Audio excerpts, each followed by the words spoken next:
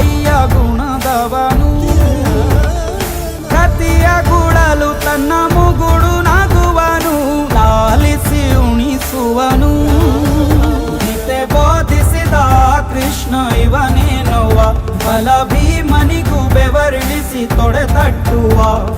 ಹೆತ್ತವರ ರೀತಿ ಕನ್ಯಾದಾನ, ಕುಂತಲ್ಲಿಯೇ ಇವಗೆ ಸಿಂಹಾಸನ. ದಿಗ್ಗನೆತ್ತ ಭಜರಂಗ